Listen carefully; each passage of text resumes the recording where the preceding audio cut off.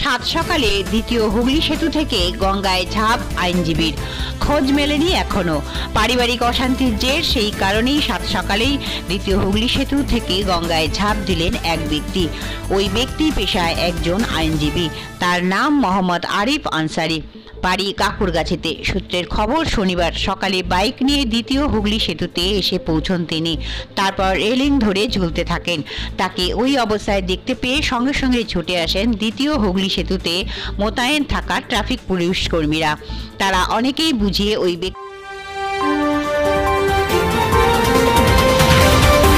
ব্যক্তিকে ঝাঁপ দেওয়া থেকে আটকানোর চেষ্টা করেন, কিন্তু আরিফ আনসারি কারোর কথায় কান তোলেননি। সেতুতে দাঁড়িয়ে তিনি পরিবারের লোকজনের সঙ্গে ফোনে কথা বলেন, তারপরেই ঝাঁপ দেন গঙ্গায়। তার খোঁজে গঙ্গায় তল্লাশি চালাতে শুরু করেছে পুলিশ। তবে এখনো পর্যন্ত আরিফের খোঁজ মেলেনি বলেই জানা গেছে। সূত্রের খবর, বছর 3 আগে বিয়ে করেছিলেন আরিফ। তার একটি সন্তানও রয়েছে, কিন্তু সম্প্রতি স্ত্রীর সঙ্গে ঝামেলা হয় তার। তারপরেই দ্বিতীয় হুগলি সেতুতে এসে গঙ্গায় ঝাঁপ দেন তিনি। আরও বিস্তারিত জানতে চোখ রাখুন আমার বাংলার পর্দায়।